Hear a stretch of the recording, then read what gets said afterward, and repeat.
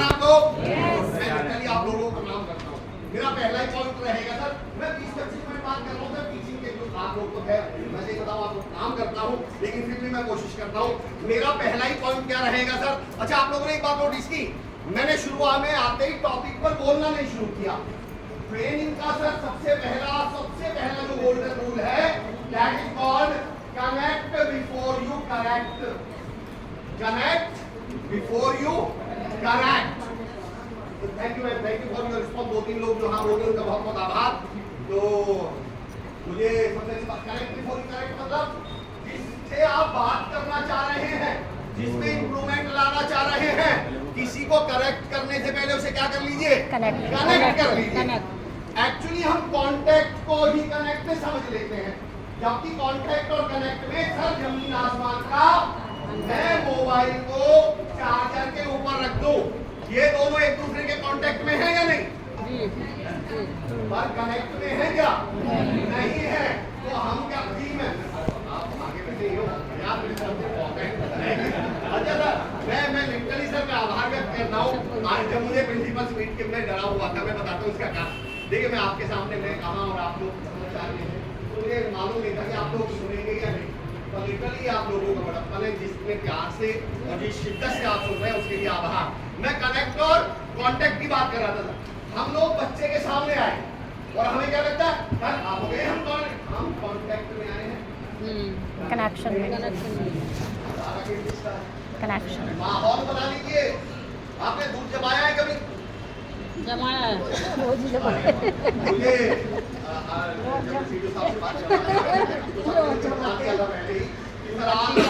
Programme में कोई सवाल पूछे और आगे से जवाब ना आए तो ये बस समझिएगा, इनको सवाल का जवाब नहीं आता। ये बिजनौर के संस्कार है, ये बड़ों को जवाब नहीं देते। तो हाँ या ना किसको बता दीजिए, दूध जमाया है कभी? धन्यवाद है। अच्छा, दूध जमाने के लिए दूध में क्या डालना पड़ता है? सिट्रस। तो सर मैं किसी भी टेम्परेचर पे दूध में दही डाल दूं? नहीं। क्या करना पड़ता है सर? गरम। थोड़ा सा। मैं हमेशा कहता हूँ जो हमारा बच्चा है वो दूध है और हम दही हैं। और किसी भी टेम्परेचर में दही डाल दी ना तो दूध की दही का तो पता नहीं, पर दिमाग की दही जम जाएगी। हल्का सा दूध को क्या कर लीजिए पहले? गरम। माहौल में तो ले आइए बच्चे को। बच्चा सुनने देंगे। जो बच्चा हमारे पास आता है, खासतौर से सरकारी स्कूल के लिए की बात करूं, कैसा फैमिली बैकग्राउंड है मैं उनका? सर कैसा फैमिली बैकग्राउंड है? बहुत क्वालिफाइड पेरेंट्स है क्या उनके? घर के माहौल बहुत पॉजिटिव है क्या? पता नहीं वो किस नेगेटिव मेंटल एटीट्यूड से आया है। सुबह जब घर से निकला तो मम्मी पापा झगड़ रहे थे, फीस का पता नहीं, फीस थी या नहीं, खाने का पता नहीं, नाश्ता करके आया नहीं। अब उसी स्टेट ऑफ माइंड के बच्चों को मैं पढ़ाने बैठ जाऊं और डायरेक्ट पढ़ाने लगूं, बच्चा समझेगा ही नहीं। और आपकी बिल्कुल शिद्दत सर, मुझे 1 साल का रोजगार भी रंजीत के साथ लगभग RWA की टीम सर लगभग 1 साल से सरकारी और एडिड स्कूल्स में काम कर रही है। और मैं दावे के साथ कहता हूँ, इतनी शिद्दत से आप लोग पढ़ा रहे हैं, मैं सैल्यूट करता हूँ उस बात को। बस मैं ये कहना चाहता हूँ, जरा सा सामने बच्चे को माहौल बना ले, उस माहौल में ले आइए। सारा खेल किसका है मैम? माहौल का। मैम बैठे हुए हैं, आपने देखा होगा महिलाओं को कई बार माता जी आ जाती है सर। अभी अकेले में आएंगे माता जी। माता जी कब आती है? जब 200-400 की भीड़ हो, गाने बज रहे हो, गीत कर रहे हो। सारा खेल किसका है? माहौल का। बच्चे के माथे पे भी कामयाबी की माता जी तभी आएगी जब वो माहौल बनेगा पहले। तो टीचर का जो हमारा बेसिक काम है वो पहले क्या है? माहौल बनाना। माहौल बनाना। तो मैं भी अभी क्या कर रहा हूँ सर? माहौल बनाना। तो अभी आप लोगों की स्टेट ऑफ माइंड चेक कर रहा हूँ कि आप मुझे सुनने के लिए तैयार हैं भैया? स्टेट ऑफ माइंड को चेक कर रहा हूँ मैं। ये अमेरिका, ये रशिया, ये जापान सर अपने आप को, पर एक गुण हम भारतीयों में ऐसा पाया जाता है जिसमें ये हमारा मुकाबला कभी कर ही नहीं सकते। वो कौन सा गुण है बताओ? हम भारतीय कहीं पर भी शारीरिक तौर से उपस्थित होते हुए भी वहां से मानसिक तौर से उपस्थित हो सकते हैं। हमने ये जरूरी नहीं है यहाँ बैठे हो तो मुझे सुनी नहीं हो, क्या पता गोली मार के पूछ रही हो गैस बंद कर दी थी क्या? तो पहले तो मैं ये चेक कर रहा हूँ कि आप यहाँ बैठे हैं या सुन भी रहे हैं। मैं बताता हूँ सर पावर ऑफ, और इसको टीचिंग से कनेक्ट करिएगा आप। बचपन में हमने गेम खेला है, चिड़िया उड़ कौवा उड़ कबूतर उड़। 2-3 लोग लोगों ने खेला, बाकी जो युगांडा से आए हैं नहीं सब लोग आज भी खेल लेते हैं। सर मुझे एक बात एक तो रिक्वेस्ट करता हूँ आदरणीय टीम से बैठे हुए, मैं तो चाहता हूँ इस वाले स्लॉट को, इस वाले मैच को कुछ समय के लिए इंडियन आर्मी में जरूर भेजा जाए। फायदा बताता हूँ, अगर आप इंडियन आर्मी में चले गए, भारत पाकिस्तान का युद्ध हो गया, चाइना से युद्ध हुआ, चाइना वालों ने आपको गिरफ्तार कर लिया और आपसे पूछा बता हथियार कहाँ छुपे हैं, तुम्हारे साथी कहाँ छुपे हैं, तो आप क्या बोलेंगे? नो, हमने सेमिनार में कुछ नहीं बताया, हमने नहीं बोला, हमारे सामने कुछ नहीं बोल देंगे। तो आप आया ना कुछ भी बताते रहे तो बीच में बताते। देखो आज आपको अपना दुख दर्द भी समझ में आएगा जब आप बोलते रहते हैं और बच्चा कुछ नहीं बोलता, तो कैसा दर्द होता है आपके दिल में, आपको समझ में आने वाला है। ये चलिए चलिए चलिए पॉइंट को बात करता हूँ, मैं माहौल की बात कर रहा हूँ, state of mind. Thank you so much. बचपन में हमने गेम खेला था चिड़िया आउट, अब समझिए कि मैं कहाँ लेके जा रहा हूँ। चिड़िया आउट, कौवा आउट, कबूतर आउट, गाय आउट। सॉरी गाय तो नहीं उठती, हम में से कितने लोग जानते हैं कि गाय नहीं उठती? सर मेरा अगला सवाल, हम में से कौन है जिसने बचपन में इस गेम में गाय नहीं उड़ाई? सबने उड़ाई है, और हमको तो सबको मालूम था गाय उड़ेगी नहीं, फिर हमने उड़ा कैसे दी? दरअसल सामने वाले ने 4-5 चीजें वो बोली जो उड़ती हैं, और वो मुझे किसी स्टेट ऑफ माइंड में लेकर आ गया उड़ाने वाली। और जब उसने वो चीज बोली जो उड़ती नहीं, पर मैं किसी स्टेट ऑफ माइंड में था। हम भी तो सारे साल पूरे साल बच्चे को समझाते हैं बेटा गाय नहीं उड़ेगी, गाय नहीं उड़ेगी। बच्चा एग्जाम में घबरा जाता है, गाय उड़ाते आ जाता है, फिर आप उसके नंबर उठा देते हैं। तो मैं कहता हूँ बच्चे को पढ़ाने से पहले क्या हमने उसकी स्टेट ऑफ माइंड क्रिएट करी, पढ़ने के लिए तैयार किया क्या? सारा खेल है कनेक्ट बिफोर यू करेक्ट। हम जब अपनी क्लास शुरू कर रहे हैं, जब अपना देखिए आप लीडर्स हैं, मैं आपको सर बता रहे थे मुझे सीडीओ सर कि सर तकरीबन 150 लोग रहेंगे। आप दीपक सर से पूछे, आदरणीय सीईओ साहब बैठे हुए आरडब्ल्यूए के, मैं कह रहा था सर पूछ रहे थे कितने प्रोग्राम है, अभी अंकित सर का फोन आया सर, मैं कह रहा था सर तकरीबन 1.25 लाख लोग हैं। अब दीपक सर हजे बोले झूठ क्यों बोल रहे हो सर, 125 लोग ही तो हैं। मैंने कहा नहीं, आज मेरे सामने जो एक व्यक्ति बैठे हुए हैं वो तकरीबन 1000 से ज्यादा को प्रभावित करने की क्षमता रखते हैं। लीडर्स बैठे हुए हैं, प्रिंसिपल बैठे हुए हैं, तो मेरी नजर में तो ये 1.25 लाख की संख्या है। क्योंकि यहाँ से आपने देखा शादी में भाई हम मान लो भंडारा कर रहे हैं, तो कटोरियों में नमक जाके डालेंगे या भगोने में नमक डाल दें? भगोने में नमक डालने का फायदा क्या है? कटोरियों में। तो यहाँ 125 भगोने बैठे हुए हैं, अगर यहाँ नमक डाल गया तो चतानी कितनी हजारों कटोरियों में गिर जाएगा। तो मैं तो ये मान के चल रहा हूँ लीडर्स मेरे सामने बैठे हुए, पहला काम, चाहे वो आपके टीचर्स हो, चाहे वो आपके स्टूडेंट्स हो, हमारा पहला काम क्या है सर? वो एटमॉस्फेयर, वो एटमॉस्फेयर, वो माहौल बनाना। सारा खेल किसका है सर? माहौल का। सारा खेल किसका है? क्या हम पॉजिटिव एनवायरनमेंट, क्या बच्चे में उत्साह आ रहा है, क्या उसमें वो जोश आ रहा है सीखने के लिए, और वो बनाने की जिम्मेदारी एज प्रिंसिपल किसकी है? हम लोगों की है। तो मैं कह रहा था सारा खेल किसका है सर? पहला माहौल का। सारा खेल किसका है? माहौल का। तो आप सुनने के लिए तैयार हैं क्या? Yes sir. मेरा पॉइंट सुनने के लिए तैयार है क्या? Yes sir. क्यों तैयार है? अब सुनिए, मैं ये कहता हूं इस दुनिया की, इस समाज की, इस समय की सबसे बड़ी समस्या बोलना नहीं है, सुनना है। बताइए टीचर्स को बच्चों से क्या शिकायत है? सुनते बोलते नहीं है, सुनते नहीं। आजकल के बच्चे कुछ भी नहीं करते। माँ बाप को औलाद से क्या शिकायत है? बोलते नहीं या सुनते नहीं। सीनियर्स को जूनियर से क्या शिकायत है? बोलते नहीं या सुनते नहीं। पलट के बताना, जूनियर्स को सीनियर से, इन वालों से नहीं, सीनियर से क्या शिकायत है? बोलते नहीं या सुनते नहीं। कोई किसी की सुनने के लिए तैयार ही नहीं है, सब बोलने में लगे हुए हैं। मैं कीनोट स्पीकर हूं सर, मैं कहता हूं इस देश में इस समय हर दूसरे मोहल्ले में कीनोट स्पीकर है। कीनोट लिसनर कोई है ही नहीं, कोई सुन ही नहीं रहा किसी को। मैं तो जब ऐसा सेशन शुरू करता हूं तो मैं बोलता हूं जो भगवान मेरे सामने बैठे हुए हैं मैं उन्हें प्रणाम करता हूं। तो सब लोग मुझसे बोलते हैं सर आप हमें भगवान क्यों बोल रहे हैं? तो मैं पूछता हूं कभी मंदिर मस्जिद गुरुद्वारा गए आप लोग? सामने भगवान होते हैं और इधर हम होते हैं, बताइए बोलता कौन है और सुनता कौन है? हम बोलते हैं और सुनता कौन है?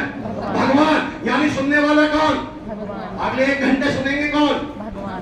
तो आप लोग कौन है? भगवान। हम तो आपके भक्त हैं जो बोल रहे हैं।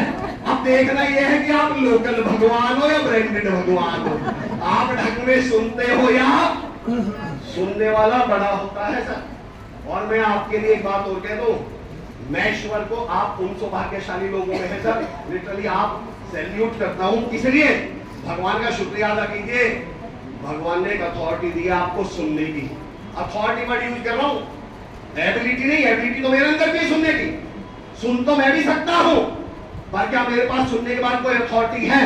क्या मैं किसी का सुनने के बाद कोई सॉल्यूशन दे सकता हूं, प्रॉब्लम सॉल्व कर सकता हूं, किसी का भला कर सकता हूं, किसी का भविष्य बदल सकता हूं? और आप सुनने के बाद किसी का भविष्य, आप अपने बच्चों की शिकायतें सुन लीजिए, आप अपने टीचर्स की समस्याएं सुन लीजिए, और जिस दिन आपने सुनना शुरू कर, सारा खेल ही किसका? अच्छा, बच्चा जब बड़ा होता है, जब बच्चा पैदा होता है, वो बोलना पहले सीखता है सर या सुनना? सुनना। बोलना पहले सीखता है, सुनना? सुनना। बोलना कितने दिनों में सीखता है बच्चा? साल, 1.5 साल। और सुनना कितने दिनों में सीख जाता है? सुनना कितनी देर में सीख जाता है? पैदा होते ही। पता है मैं इससे क्या समझा? भगवान भी जानते हैं कि बोले बगैर तो इसका 1.5-2 साल काम चल जाएगा, सुने बगैर 1.5 सेकंड काम नहीं चलेगा। सुनना ज्यादा जरूरी है, और आपके पास अथॉरिटी है अपने टीचर्स को, अपने लोगों को, अपने बच्चों को सुनने की। उनकी समस्याएं बस सुन लो, मैं गारंटी देता हूं यहाँ सुनने के लिए कोई तैयार नहीं। मेरे एक मित्र है मिश्रा जी, एक दिन मुझसे बोले, हमारे भाई उस दिन पापा जी की बात सुन लेते ना तो आज ये दिन नहीं देखना पड़ता। मैंने कहा क्या बोल रहे थे पापा जी? बोले सुनी कहाँ? तो बता रहा हूं, सुनी नहीं। कोई किसी की सुनने के लिए तैयार। आप अपने स्कूल की 90% समस्याओं का सॉल्यूशन कर सकते हैं सिर्फ सुनने से। इस इंसान दुनिया में सबसे ज्यादा आदमी चाहता है बस कोई मुझे सुन ले। आपने कभी एक चीज नोटिस की है सर? मैं पुलिस डिपार्टमेंट, जब मैं मुझे ट्रेनिंग देने का मौका मिलता है पुलिस डिपार्टमेंट को, सब इंस्पेक्टर से डीएसपी रैंक तक, तो मैं वो एक बात कहता हूँ कि जब किसी की बाइक चोरी होती है, जब किसी का मोबाइल चोरी होता है और वो चौकी में रिपोर्ट लिखवाने जाता है, तो आपको मालूम है वो इस भरोसे गया ही नहीं कि मोबाइल वापस मिलेगा। वो बस यूं गया था कि साहब सुन ले, और अगर साहब ने सुन ली तो बाहर निकल के सीधा मोबाइल की दुकान पर नया मोबाइल लेने जाता है। मैंने कहा फिर चौकी क्यों गए थे? एक्चुअली उसे कुछ मोबाइल चाहिए ही नहीं था, उसे क्या चाहिए था? सुनना। आप लोग नहीं कहते कि बात, अरे यार साहब ने हमारी सुनी भी नहीं, यानी सुन लेते तो आपको प्रॉब्लम करने से ही बताऊं, आपके टीचर प्रॉब्लम का सॉल्यूशन खुद ढूंढ के ला देंगे, आपको सिर्फ उनकी क्या करनी नहीं। पर हमारी समस्या क्या है? हम किसी को सुनने के लिए तैयार ही। पतिदेव ऑफिस से आए, सुनने की ताकत बता। पतिदेव ऑफिस से आएंगे, मैडम बोलती है आज तो मेरे सर में दर्द हो रहा है, पतिदेव तुरंत डॉक्टर बन जाएंगे।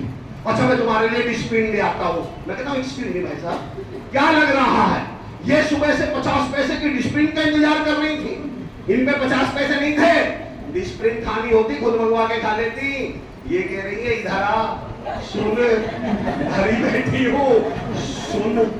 और अगर हम तो सब भगवान की दुआ से शादीशुदा या फ्रेंड बैठे हुए, बताइए अगर 10 मिनट सुन ली और फिर मैं अपनी वाइफ से पूछूं डिस्प्रिन ले आऊं क्या, फिर बताइए जवाब क्या? नहीं, अब तो थोड़ा ठीक सा लग रहा है, चाहे बना लूंगी।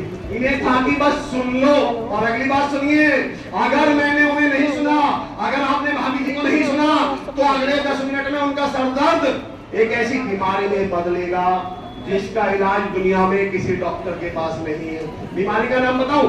अजीब सा हो रहा है। मैंने कहा ये कौन सी बीमारी है, इसे कौन सा डॉक्टर ठीक कर सकता है? अब मेरा उदाहरण सुनिए, अब आपसे लीडर से मतलब समझिए, इस उदाहरण का मतलब क्या है? इससे पहले कि आपकी टीम को, आपके कलीग्स को, आपके बच्चों का सरदर्द अजीब से में बदल जाए, उन्हें केवल क्या कर लीजिए? सुन लीजिए। मैं उम्मीद करता हूं, और सुनने वाला है, देखिए आप लोग सीनियर हैं सर, मैं एक लाइन बोलता हूं, सीनियर, मैंने शब्दों पे बहुत काम किया है। सीनियर शब्द में बॉडी पार्ट आया हुआ है, गौर करिए, सीनियर शब्द में बॉडी पार्ट आया हुआ है क्या? ईयर। ईयर माने कान। मैं कहता हूं सीनियर वो है जिसके कान बड़े हुए हो, जो सुनना ज्यादा शुरू कर दे, ना कि मुंह बड़ा हो गया हो। मैं कहता हूं अगर हम सच में सीनियर हैं तो अपने कान बड़े कर लीजिए, सुनना शुरू कर दीजिए। एक बात है काउंसलिंग, आप सारा दिन करते जाएं। बेसिकली टीचर का काम क्या, प्रिंसिपल का काम क्या है भाई? एक तरह के हम क्या कर रहे हैं 24 घंटे काउंसलिंग। काउंसलिंग को थोड़ा बिगाड़ के बोलूंगा, आपको भ्रंश करके बोलूंगा, फिर ध्यान देना, इसमें भी एक बॉडी पार्ट आया है, काउंसलिंग, काउंसलिंग, काउंसलिंग। मैं कहता हूं सर काउंसलिंग कान से शुरू होती है, मुंह से नहीं। जिस दिन हमने सिर्फ लोगों को सुन लिया 90 पर, अगर एक सर मैं कॉर्पोरेट में सेशन लेता हूं, 90% समस्याओं का सॉल्यूशन बताता हूं। अगर वो पूछ ले हमसे तुम्हें किस बात का गम है, अगर वो पूछ ले हमसे तुम्हें किस बात का गम है, तो फिर किस बात का गम है। अगर वो पूछ ले हमसे गम किस बात का है, कोई किसी को पूछने के लिए। मैं पिछले 3 बार आदरणीय डीएम साहब और सीडीओ साहब से मिल चुका हूं। सर मैं मतलब इसको आप चापलूसी बिल्कुल ना समझे। सर के केबिन में 10-12 लोग हमेशा बैठे नहीं रहेंगे। सर के पास हमेशा, मैं भी बहुत भगवान की कृपा से मेरा काम पड़ता है आईपीएस लोगों के साथ, तो मैं ट्रेनिंग ही करता हूँ। आईएएस साहब के साथ भी काम पड़ता है, सीडीओ साहब के साथ भी काम पड़ता है। मैंने इतने सुनने वाले अधिकार, और आप दिन कहा रखे बता दिए, आपको बदलाव नहीं लग रहा क्या? सिर्फ वो करके आ रहे हैं, आपको सुनी तो रहे, सिर्फ क्या कर रहे हैं? तो आप भी क्या करिए, आप तो लीडर हैं। अगला 2047 में देश को विश्व गुरु बनाना है, तो बता दो वो किसी के हाथ में नहीं है। किसके हाथ में? टीचर के। हम जिस एज ग्रुप से बैठे हैं, टीचर हमारे से बिना हम बनाएंगे और बनाएगा कौन? मैंने एक लाइन पढ़ी थी सर, और मैं खुद टीचर रहा हूं, मैं खुद टीचर रहा हूं, इसलिए मैं आप लोगों पे हक भी रखता हूं इस बात को बोलने का। If a doctor is corrupt then hundreds of the lives are in danger. सैकड़ों जिंदगियां खतरे में हैं अगर डॉक्टर करप्ट है तो। If an engineer is corrupt then thousands of the lives are in danger. हजारों जिंदगियां खतरे में हैं अगर एक इंजीनियर करप्ट है तो। But if a teacher is corrupt then the whole nation is in danger. सारा देश खतरों में है, क्योंकि वो जो डॉक्टर और इंजीनियर है वो पढ़ाए किसने? आप लोगों ने तो पढ़ाए हैं, हमारे ही तो पढ़ाए हुए हैं। भाई मैं तो कहता हूँ कोई बच्चा डॉक्टर का बच्चा हो सकता है, कोई बच्चा इंजीनियर का बच्चा हो सकता है। इंजीनियर का बच्चा डॉक्टर का नहीं है, डॉक्टर का इंजीनियर का नहीं है। कोई बच्चा अधिकारी का बच्चा हो सकता है, कोई किसान का बच्चा, पर इस धरती पे एक बच्चा ऐसा पैदा नहीं हुआ जो किसी टीचर का बच्चा ना हो। टीचर ऐसा बोलते नहीं है ये मेरा ही बच्चा है, वो टीचर नहीं बोलता, बच्चे नहीं बोलते ये मेरे टीचर है। सर मैं नाम नहीं लूंगा, दिल्ली का एक बहुत बड़ा स्कूल, मैं वहाँ ट्रेनिंग के लिए गया सर, और मैं सैल्यूट करता हूँ जिस सोच को लेकर हम आगे बढ़ रहे हैं। यहाँ पर आगे बढ़ा जा रहा है बिजनौर में। सर मैं ट्रेनिंग के लिए गया, वहाँ प्रिंसिपल सर ने मैं कह रहा हूँ हमें कौन सा टीचर बनना है। वहाँ प्रिंसिपल साहब मेरे अपने टीचर का इंट्रोडक्शन करा रहे थे कि सर इनसे मिलिए, ये फिजिक्स के टीचर हैं, सर इनसे मिलिए ये मैथ के टीचर हैं, सर इनसे मिलिए ये साइंस के टीचर हैं। मैंने कहा मैम आपके यहाँ कोई बच्चों का टीचर नहीं है क्या? वो बोली मतलब? मैंने कहा मैडम सब्जेक्ट के टीचर नहीं हुआ करते, सब्जेक्ट के एक्सपर्ट हुआ करते हैं, टीचर तो बच्चों के हुआ करते हैं। चौराहे पे खड़ा होकर सब्जेक्ट नहीं बोलता मेरे सर जा रहे हैं, चौराहे पे खड़ा होकर मैथ नहीं बोलता कि मेरी मैडम जा रही है, चौराहे पे खड़ा होकर बच्चा बोलता है। और जिस दिन हम बच्चों के टीचर बन गए, लेकिन जानिए ये देश 2047 से पहले विश्व गुरु बन जाएगा। और ये सब किसके हाथ में है? उन लीडर्स के जो आज मुझे मौका मिल रहा है जिनसे बात करने का। तो पहला मेरा पॉइंट था वो माहौल बनाना, दूसरा कनेक्ट था, लास्ट पॉइंट जिसको मैं कंक्लूड करूंगा और फिर हम आज के कार्यक्रम की रूपरेखा को आगे बढ़ाएंगे। ये सब हम करेगा जब हम उस काम की क्या लेंगे? ऑनरशिप। ऑनरशिप क्या होती है? What do you mean by ownership? जब हम किसी काम को क्या मान के करने लगे, what do you mean by ownership? सही गलत कुछ भी, क्या मतलब समझते हैं? ऑनरशिप मतलब जी सर जी स्वामित्व। क्या मकसद? नाम क्या आपका? आसिफ सर। अगर मैं इनकी जगह होता तो आपके शानदार रिस्पॉन्स के लिए ताली बजाता सर। बहुत बढ़िया आसिफ सर, बहुत बढ़िया। और आसिफ सर मुझे की कसम इनसे तो ढंग की बजाता।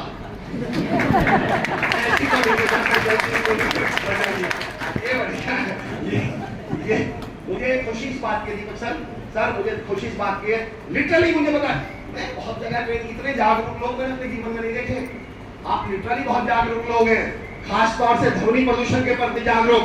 आप ताली भी साइलेंसर युक्त बजाते हैं, पता नहीं चलने देते कि आप एक बार साइलेंसर हटा के ताली बजाइएगा।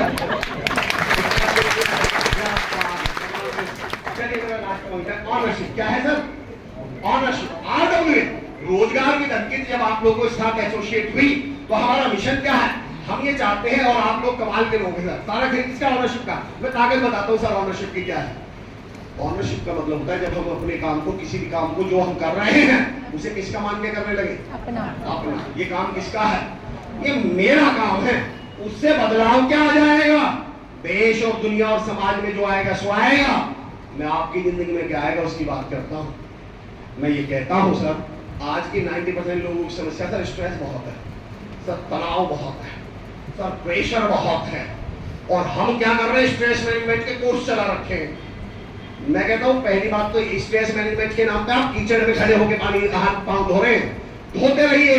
खड़े ही कीचड़ में है तो वापस से क्या होता रहेगा, वो गंगा होता रहेगा। 3 दिन की ड्यूटी के बाद आप ट्रेन से वापस आ रहे हैं, मैं बता रहा हूँ ऑनरशिप क्या ताकत करती है, सारी समस्याएं खत्म कर देगी जिंदगी की।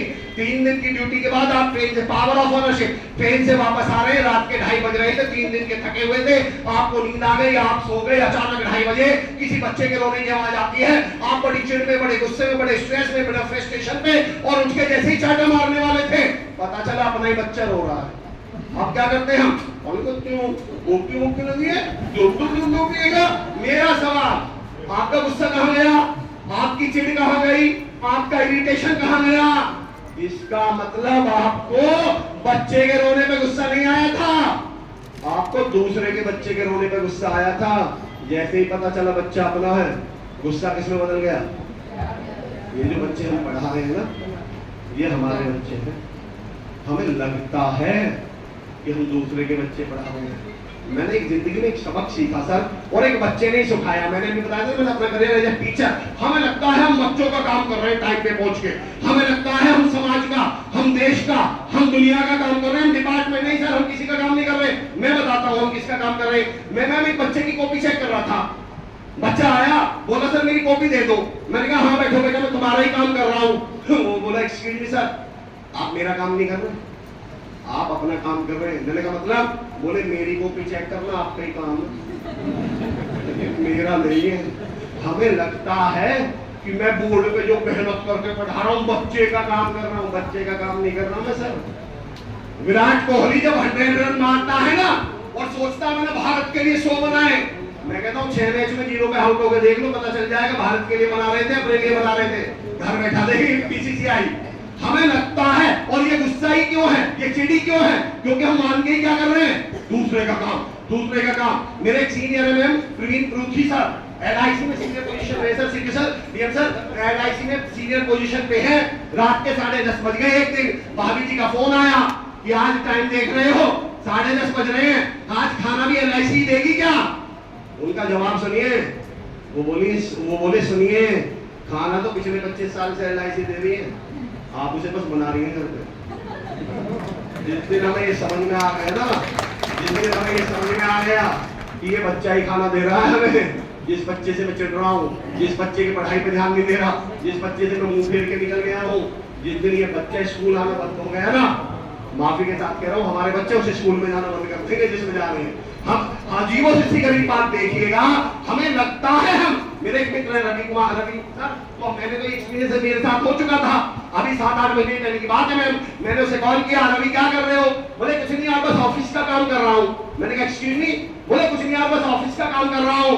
मैंने कहा मेरे भाई सुन, हो सकता है आप ऑफिस में काम कर रहे हो, पर आप ऑफिस का काम नहीं कर रहे। काम तो आप किसका कर रहे हैं? वो अपना ही कर रहे हैं। और जिस दिन हमें ये समझ में आ गई, गर्मी लगनी बंद, गुस्सा आना बंद, चिढ़ानी बंद, क्योंकि किसका बच्चा है, सारा खेल किसका है, अपना मान लेने के बाद।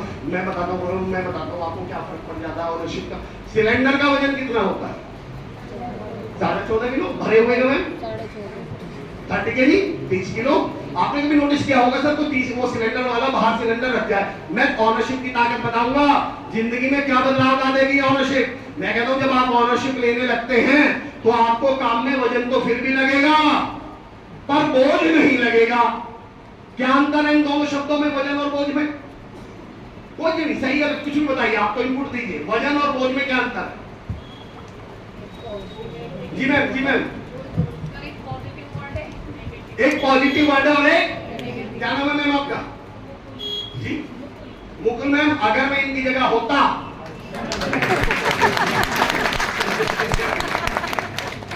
मैं तो कितने मतलब लिटरली इंटेलिजेंट मुझे मानना पड़ेगा।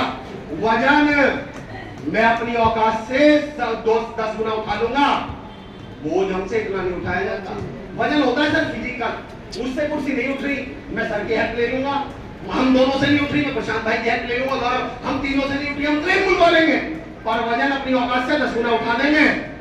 और बोझ, कभी आपने कहा मेरे दिल पे एक वजन है? दिल पे हमेशा क्या होता है? बोझ होता है। और ये जो दिल पे बोझ लेके घूम रहे हैं ना, इन्हीं की सुबह सुबह खबर आती है, भाई साहब निकल लिए। ये तो सारे बोझ पे लेके काम कर रहे हैं ना। ये जो जिस गवर्नमेंट डिपार्टमेंट में क्योंकि मैं खुद इस डिपार्टमेंट से जुड़ा रहा हूँ, बोले जी स्ट्रेस बहुत है, फिर मैं प्राइवेट सेक्टर की बात कर रहा हूँ, तनाव बहुत है, प्रेशर बहुत है, स्ट्रेस बहुत है। मैंने कहा ये स्ट्रेस है, ये प्रेशर है, ये दबाव है, तभी तो हम है। मैं आऊंगा इसमें एक मिनट बाद में, पहले बात कर रहा था वजन और बोझ में। सिलेंडर का वजन कितना जी? वजन तो लगेगा, ऑनरशिप लेने के बाद क्या नहीं लगेगा बोल। सिलेंडर का वजन 30 किलो, सिलेंडर वाला वजन, सिलेंडर बाहर रख के चला गया और इसको उठा के फिर हमें अंदर रखना होता है या फर्स्ट फ्लोर पे ले जाना होता है, तो हम खुद नहीं उठाते, हम इधर उधर नजर दौड़ाने लगते हैं। कोई अड़ोसी पड़ोसी दोस्त दिख जाए तो फिर उससे क्या बोलते हैं, भाई साहब जरा हाथ लगवा देना।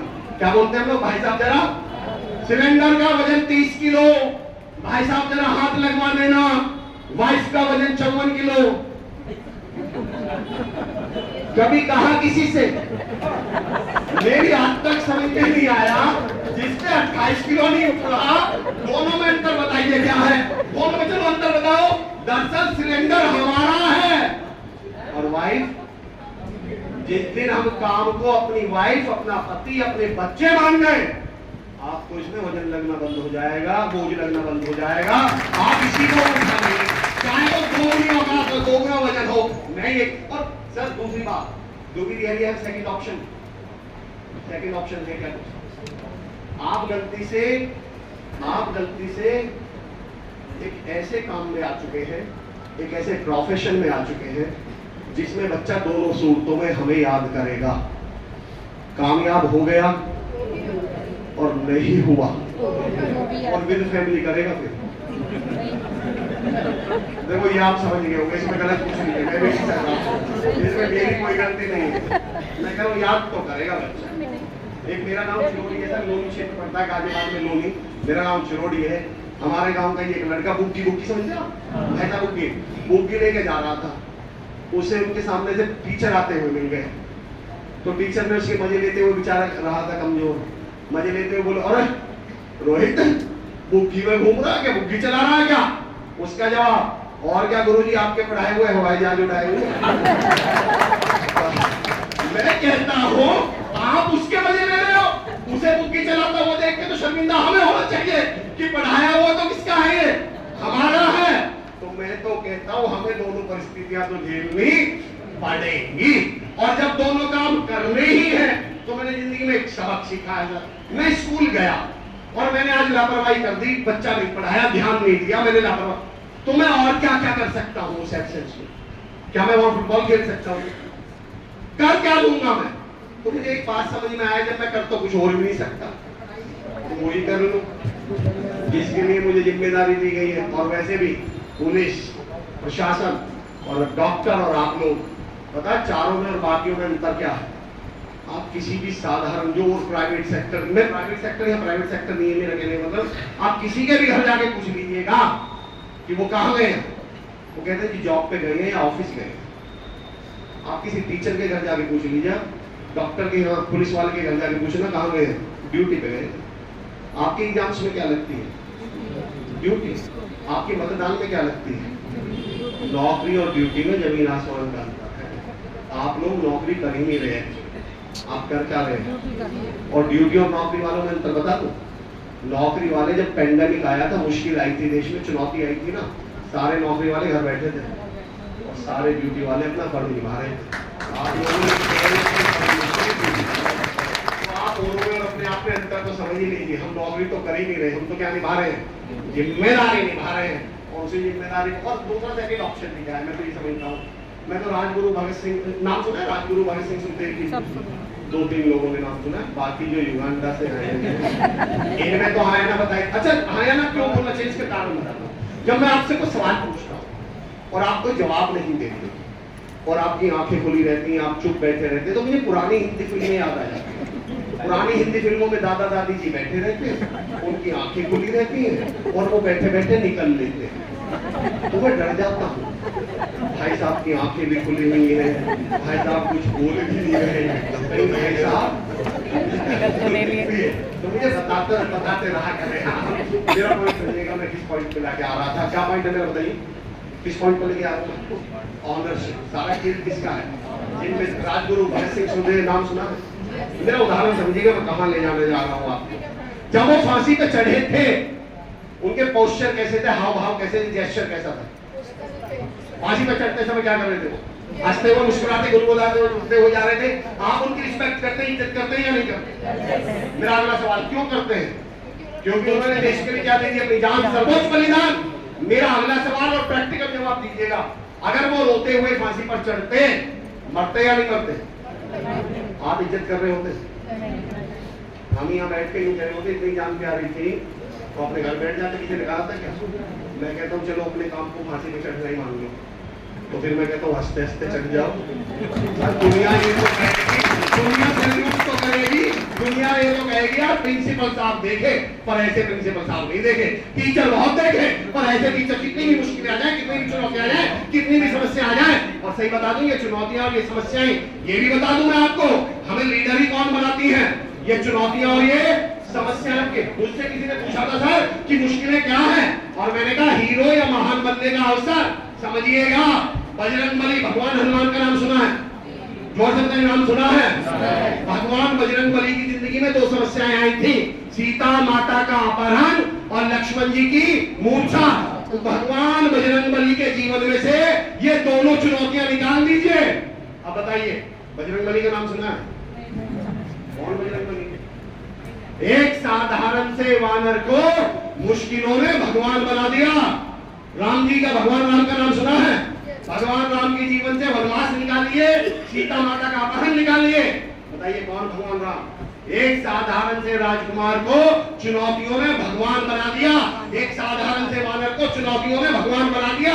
और हम डरते ही किससे हैं? और सर बहुत स्ट्रेस है, सर इस काम में बहुत दिक्कत है, सर इस सिस्टम में, सर तनाव बहुत है, समस्याएं बहुत है। आप लोग कौन से बैच की ज्वाइनिंग है? सर मैं भी पुलिस डिपार्टमेंट की जो सेशन ले रहा था, बोले सर स्ट्रेस बहुत है, सब तनाव बहुत है। मैंने कहा कौन से बैच की ज्वाइनिंग है? बोले सर 2011 की। मैंने कहा कितनी वैकेंसी थी उस बैच में? बोले सर 2700।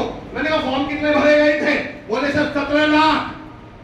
मैंने कहा तनाव जानना हो ना तो एक बार 16,97,000 उन लोगों से जाके मिल लेना जिनको उसी बैच में नंबर नहीं आया। वो बताएंगे तनाव किसको बोलते हैं। भूखे मर रहे होंगे, घर जाके बेचारे तड़प रहे होंगे, और आपको वो ड्रीम जॉब मिल गई जिसके लिए 16 लाख हो। इस पद पर आप सुशोभित है ना सर? भारत के 99% लोगों का सपना है ये सपना। अगर किसी को ये बता दिया जाए ना बच्चा प्रिंसिपल है, मैं भगवान की कसम आधा गांव दे देंगे शादी में। आप हल्के में समझ रहे उस पोजीशन को? आप किस पोजीशन पे बैठे हैं आपको मालूम भी है किस पोजीशन पे बैठे हैं। माफी के साथ एक उदाहरण दे दूं, गूगल सर्च कर लेना। भारत में 50,000 रुपए महीने कमानी है, मैं अलग तरह का उदाहरण दे रहा हूं। भारत में महीने के 50,000 रुपए कमाने वालों की संख्या बताइएगा परसेंटेज में। आइडिया बता दीजिए, आइडिया, चलो थोड़ा सा आइडिया बता दो। 10%? 10%? इससे ज्यादा हो गया? 10% हो गया। मेरे सेशन खत्म करते ही गूगल कर लीजिएगा, 1.2% है। 1.2% है 50,000 रुपए महीने कमाने वालों की भारत में संख्या। और गूगल करना मेरे बात 1.2 या 1.6 निकलेगी। मैं ये बता रहा हूं, आप जिस पोजीशन में बैठे हो ना, भारत के टॉप 1% में आते हो आप लोग। आप जिस सपने को अचीव कर चुके हैं, इसमें कहेगा स्ट्रेस, इसमें कहेगा तनाव वगैरह को तो आप पीछे छोड़ आए हैं। ये अलग बात है, जबरदस्ती का लेते घूमे तो इसका कोई रास्ता है नहीं, सब कोई रास्ता है नहीं। तनाव वगैरह तो आप बहुत पीछे छोड़ा है। आपको इस बात की चिंता नहीं बच्चे कैसे पढ़ेंगे, इस बात की चिंता नहीं माँ बाप का इलाज कहाँ से होगा, इस बात की चिंता नहीं कि महीने का रेंट कैसे दूंगा, इस बात की चिंता नहीं EMI कैसे भरूंगा। तनाव है कहाँ? अब हम काम को ही तनाव बना ले तो ये तो अलग बात हुई। अब हम इस बात को तनाव मान ले कि रोज स्कूल जाना पड़ता है, सास भी रोज लेनी पड़ रही है, तुम एक ही बार फ्री क्यों नहीं हो लेते? अब ये कौन सी बात है, काम को तनाव बना लिया। तो मैं लास्ट पॉइंट कह रहा था कि ये जो मुश्किलें हैं, ये जो समस्याएं हैं, यही तो हमें क्या बनाती हैं, यही हमें क्या बनाएंगे बड़ा। अगर ये चुनौतियां ना हो ना, 2 लोग हॉस्पिटल में दिखा रहा हूं, 2 लोग हॉस्पिटल में एडमिट है, दोनों का मतलब बताइएगा। ऊपर वाले की हार्ट बीट बिल्कुल सीधी चल रही है और नीचे वाले की हार्ट बीट ऐसे ऊपर खावट चल रही है। दोनों का मतलब बताइए। ऊपर वाले के पास और नीचे वाला जिंदा है और इसकी जिंदगी में तो उतार चढ़ाव चल रहे हैं। और हम सुबह सुबह भगवान के सामने माथा टेक के पहली प्रार्थना क्या करते हैं? हे मेरे मालिक, हे अल्लाह, हे ईश्वर, मेरी जिंदगी में उतार चढ़ाव मत दे, शुक्र करो सुन लेना, सुना देना। आपके स्कूल में समस्या ना है, आपके टीचिंग में समस्या ना है, तो फिर प्रिंसिपल की जॉब क्या है? देखो ईमानदार है माफी के साथ, डू वी टीच? हम क्लास में जाके पढ़ा रहे हैं क्या? हम कर ही क्या रहे हैं? उन्हीं समस्याओं का क्या कर रहे हैं हम लोग? मुझसे सर मैं फ्रंट डेस्क की ट्रेनिंग ले रहा था एक हॉस्पिटल में, तो फ्रंट डेस्क समझते हैं, सामने रिसेप्शन पे रहते हैं। बोला सर एक प्रॉब्लम है। मैंने कहा बताओ। बोले सर क्या पेशेंट के घर वाले आते हैं और बहुत परेशान करते हैं। तो मैंने कहा आप क्या चाहते हो? बोले जी आप बंद करवा दो इनका। अरे मैंने कहा तो 1 मिनट का काम है, मैं अभी बात कर लेता हूँ डायरेक्टर साहब से, अभी बंद करवा लेता हूँ, पर एक छोटी सी प्रॉब्लम है। बोली जी क्या? मैंने कहा आपकी नौकरी चली जाएगी। बोले मतलब? मैंने कहा आप इसका हॉस्पिटल में आपका काम क्या है? आप डॉक्टर हो? बोले नहीं सर। नर्स हो? बोले नहीं सर। मैंने कहा फिर आपका काम क्या है? बोले सर जो पेशेंट के घर वाले आते हैं वो बदतमीजी वगैरह करते हैं, उन्हें हम हैंडल करते हैं। मैंने कहा इन्होंने अगर बंद कर दी ना, सबसे पहले तुम्हारी नौकरी जाएगी। ये समस्या, बच्चा ऐसा है जी, बच्चा पढ़ता नहीं है जी, बच्चा है, जब तो हम हैं। अगर बच्चा पढ़ने लगा, बच्चे ने शिकायतें ही बंद कर दी, समस्याएं खत्म हो गई, तो हमारी तो सबसे पहले क्या चली जाएगी? सरकार का एक आदेश आएगा, अब प्रधानाचार्यों की कोई जरूरत नहीं है, बच्चे सुधर चुके हैं, टीचर भी सुधर चुके हैं, अब इनको तत्काल प्रभाव से स्ट्रेस मुक्त कर दिया जाएगा। आज जोड़िए भगवान के। अब लास्ट पॉइंट के साथ मैं बात खत्म कर रहा हूँ। मेरे पापा जी ने सर जब घर से पहली बार निकला था तो उससे बात कही थी कि हमारा काम कहीं नहीं करना, इस सोच के साथ। और ये कहीं ना कहीं मैं गारंटी दे सकता हूँ सर, मैं तमाम पिछले 1.5 साल में 350 प्रिंसिपल से मिल चुका हूँ, सरकारी स्कूलों में, एडेड स्कूलों में, लिटरली जान लगा रखी है। ऐसी बात नहीं है, आप प्रयास कर रहे हैं, ऐसी बात नहीं है, पर कभी कभी मन में ऐसा आ जाता होगा। इस स्टोरी के साथ अपनी बात खत्म करके रूपरेखा को आगे बढ़ाता हूँ। जब मैं घर से पहली बार निकला तो मेरे पापा जी ने मुझसे एक बात कही, मैं कहीं भी जाना काम ऐसे करना। वो किस्सा आपको सुनाता हूँ। एक मकान में एक चिड़िया रहा करती थी, मकान में लग गई आग। जब मकान में आग लगी तो अड़ोसी पड़ोसी सब भाग गए। वो बेचारे घर वाले 2-3 लोग बचे, कोई मग्गे से पानी डालने लगा, कोई पाइप से पानी डालने लगा, कोई गिलास से पानी डालने लगा। तो सर वो चिड़िया भी चोंच में भर भर के मैम पानी डालने लगी उस आग पे। तो वहां एक समझदार कौवा भी बैठा था मेरे जैसा, वो चिड़िया के मजे लेते हुए बोला, चिड़िया तू दिमाग खराब है, तू पागल है क्या? तुझे क्या लगता है तेरे एक चोंच पानी से आग बुझ जाएगी क्या? चिड़िया का जवाब सुनिए। चिड़िया बोली, देख कौवा, मैं अच्छी तरह जानती हूँ कि मेरे एक चोंच पानी से आग नहीं बुझेगी, पर मैं चाहती हूँ जिस दिन इस घटना का जिक्र किया जाए मेरा नाम आग बुझाने वालों में आना चाहिए। हो सकता है हम सिस्टम को ना बदल पाए, हो सकता है हम बिजनौर को ना बदल पाए, हो सकता है हम भारत को ना बदल पाए, पर जिस दिन इस बात का जिक्र किया जाए कि जब भारत को बदलने की कवायद चल रही थी, जब 2 बड़े प्रशासनिक अधिकारी पूरे बिजनौर में जान लगा रखे थे, तब हम तमाशा देखने वालों में थे या आग बुझाने वाले? और मैं जानता हूं हम सब कौन से वाले हैं, जोर से कौन से वाले हैं। और अल्टीमेटली मुझे तो एक जीवन में एक सबक सीखा है मैंने, तो मैं काम तो करना पड़ेगा, और कोई ऑप्शन है? सेकंड ऑप्शन है, कैसे छोड़ बताओ। एक थ्योरी है, ईट द फ्रॉग फर्स्ट। कौन थ्योरी का नाम क्या है? Eat the frog. वो ये कहती है सबसे पहले मेंढक खाओ। अब मेंढक यहाँ मेटाफर है, मेंढक मतलब मुश्किल काम। कामयाब और नाकामयाब, खुश और दुखी आत्मा में अंतर बताता हूँ। सबको डेली 2-3 काम मिलते हैं, उनमें से एक आसान, एक थोड़ा आसान, एक मुश्किल होता है। 99% जो दुखी और परेशान आत्मा वो क्या करते हैं? उन्हें गुलाब जामुन भी खानी है, आइसक्रीम भी खानी है और मेंढक भी खाना है।